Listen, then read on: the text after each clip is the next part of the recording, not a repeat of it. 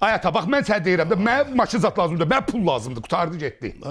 Sən də dirənmirsən ki, apar maşını sat. Niyə satmalıyam mən maşını? Hadi sən maşın istəyirsən, mən pul istəyirəm. Bir dayanın ay bala, bir dayanın. Ay xəstə yanına gəlmişsiniz. Oy. Bir maşına göre niye kırırsınız birbirinizi? Evvela siz kardeşsiniz. Ben de bu dünyanı tutup durmayacağım. Ben de sizden arkadan gitmeliyim. Barışın. Barışın, görün ne diyelim. El verin kardeşim. He, yaxşı. El ver. Şimdi gör ne diyelim. Bak bala, benden kalan birden o maşındır. Ay ata, mən maşın istəmirəm də, pul istəyirəm Gör də. ne diyelim. Mən də maşın istəyirəm. Gör ne diyelim de. Maşını aparırsınız avtokredite. Salırsınız avtokredite. Maşın kalır sende, nömrəsi də dəyişmir, her şey de kalır özünde. Yox, maşın kreditə girən kimi maşını Yok. Maşını Bu da pulu saklamırlar. götürüp gedəcək. Maşın kalır özünde, nömrəsini də dəyişmirlər.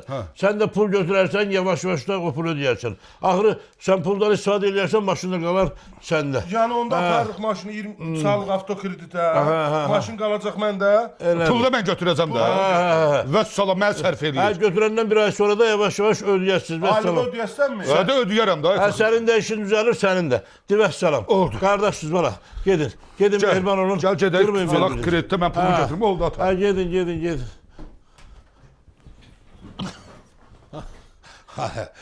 Bir eləməsəm olmur da. Düzeldi, bu işte böyle düzeldi.